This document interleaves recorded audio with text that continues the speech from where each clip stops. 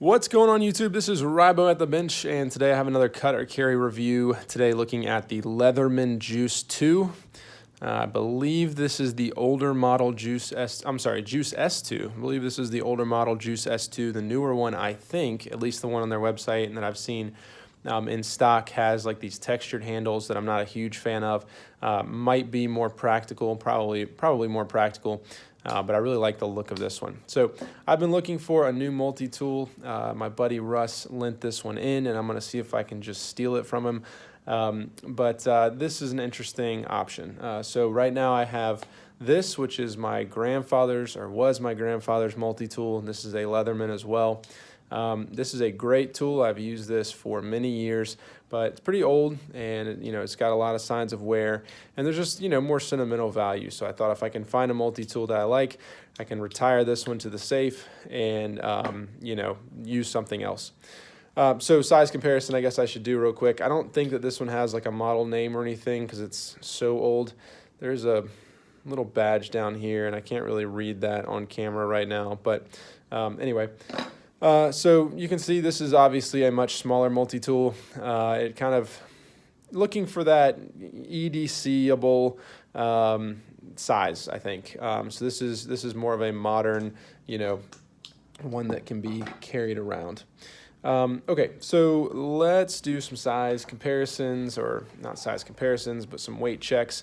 This is a fairly small tool, but it is all metal construction with like 12 different tools.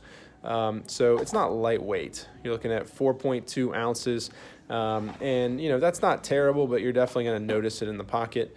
For that 4.2 ounces, 3.2 inches in the pocket when it's closed up, and a full open length of 5.3-ish, and I believe a thickness of about 1/2 inch. Yep, 0.52. And then when everything is closed up, if you are looking to carry this guy, you're going to be looking at 1.15 inches in width. So, small but still usable. All right, let's talk about things that I like. Excuse me. So the first thing is the size. I think that it's a very nice size. It kind of bridges that gap between being a full-size tool that you kind of keep around and can really use for hard use, and a small tool that you can fit in your pocket. This is kind of right in that sweet spot where it's big enough to where I can comfortably use the pliers. I can, choke up here, or if I want to get back so I have a little bit more leverage, I can. Still fairly comfortable. Obviously not as comfortable as something like the full-size Leatherman, but I think it's very practical and usable, and so that I really like. Additionally, the tools that you're getting are actually really good size. So you can see the pliers on here, really good size. These aren't dainty pliers. These can really do some good work. And then when you look at things like, let me pull it out real quick, the blade, I'm very impressed with the size of like the blade that you're getting. So for size comparison, this is the FRN Chaparral, and you can see that in terms of sharpened blade length, you're getting a really, really decent blade. Have a nice hollow grind here, just a really long sharpened length. Drop point, which I love, fairly thick stock back here. A little bit dainty, I guess, a little bit light, but I think a very good blade for the type of tool that this is. A lot of times, especially on kind of off-brand, non-Leatherman multi-tools, you'll see really, really small, lightweight, knives and pliers and stuff like that, and you can just tell they're really not meant to be used and to hold up, and I think that this will hold up quite well.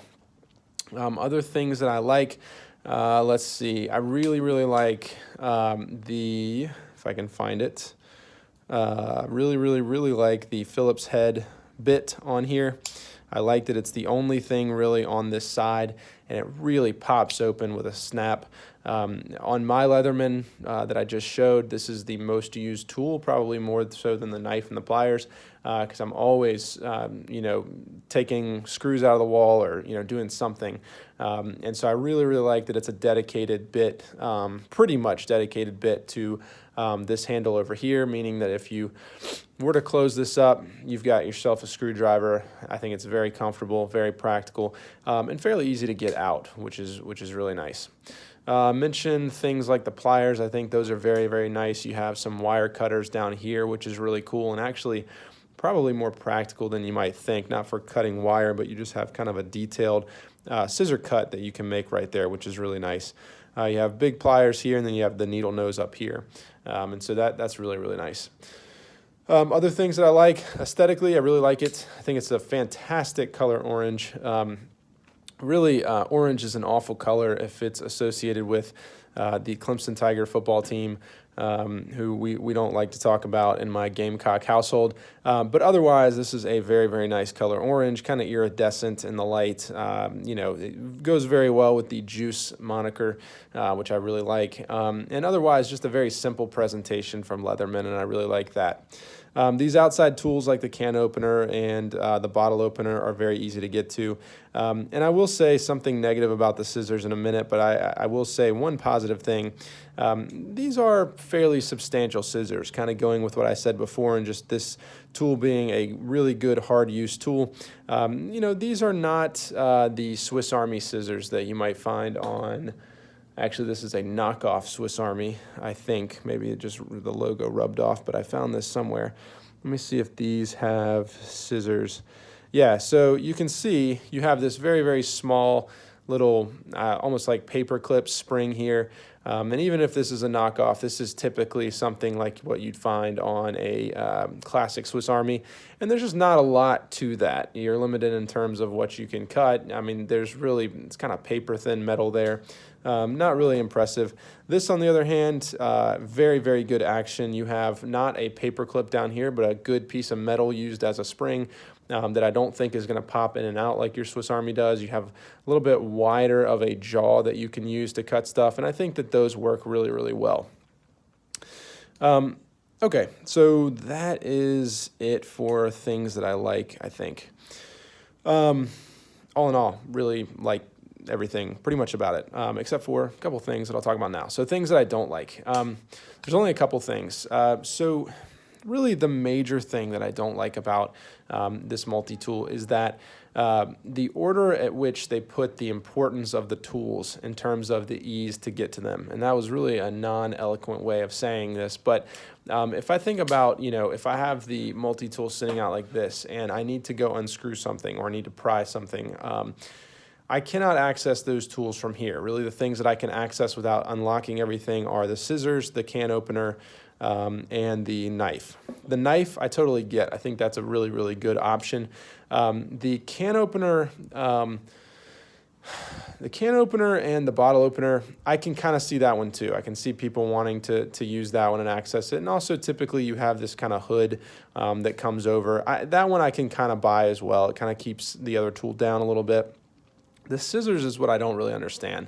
I guess it just depends on who you are and kind of what your use is, but I rarely ever use a multi-tool for scissors. I find that it just takes up a lot of space. They don't work super well.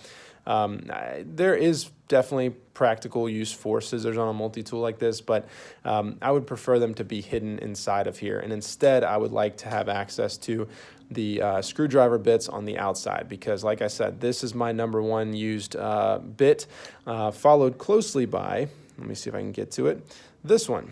So this is, a flathead, and then there is another flathead in here, a couple different sizes of these kind of like chisel bits. And so I would much prefer to have access to these over the scissors on the outside of the tool.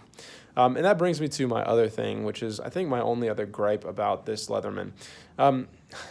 There are some things like this bit right here that are very easy to get to. There's a little nail nick in here, not nail nick, there's kind of a little hook in here, very easy to get in and pull out, and I think that works really well. However, if you look a little bit further past here, you'll see this little loop right there. To my knowledge, that is a lanyard hole only. There's no practical purpose to it besides a lanyard hole, but you cannot get it out. You basically, if there's no nail nick or anything, you'd have to use something to pry that up and to get it out. And I guess that makes sense because really you'd only be doing it once to put it out so that you could use a lanyard. Otherwise, you'd never want to touch it. So that I'm totally fine with. If you want to hide that away, no big deal. Over here is where I really have the issue. And I understand, let me close all of these up again. You have 3 different tools right here, and you have graduated hooks on each one in order to let you pull it out. So the first one, if you can look at it, is fairly steep back here. The next one is a little bit less so, and then the last one is really not much to it at all.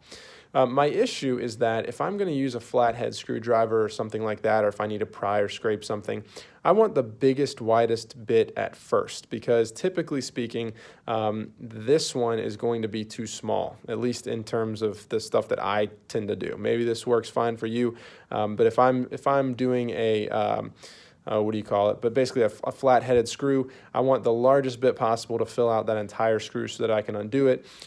This one would probably fit in a Phillips head screw, but I would prefer to go straight to the big guy. In order to do that, I have to first get the first one out, then I have to work the second one, which is not easy at all. You can see I'm basically having to grab the tip of there and grab on it. And that one's even smaller, so now I have to push that one aside. And finally I get to this one, which is just nearly impossible to get out. I mean, I have longer nails right now, I guess, and I am pulling at this thing and I'm just barely getting it, and then finally I got it. And this is the one that I would probably tend to go to the most often, and yet it's the hardest to get out. This seems like a very easy problem to fix. Maybe this is something that's fixed in the new version, but that's probably my number one issue with this Leatherman, is like one of the tools that I would go to the most is also the hardest to get out, and that kind of sucks. So final conclusions, cut or carry. This is obviously not my multi-tool. However, this would be a strong carry for me. I hope to get one of these. I hope to get this exact one. I like the looks of this one more than the new version, although maybe I like the functionality of the new version. So hey, maybe I should just buy both. But I would like to get a copy of this one. I would definitely carry this and use this.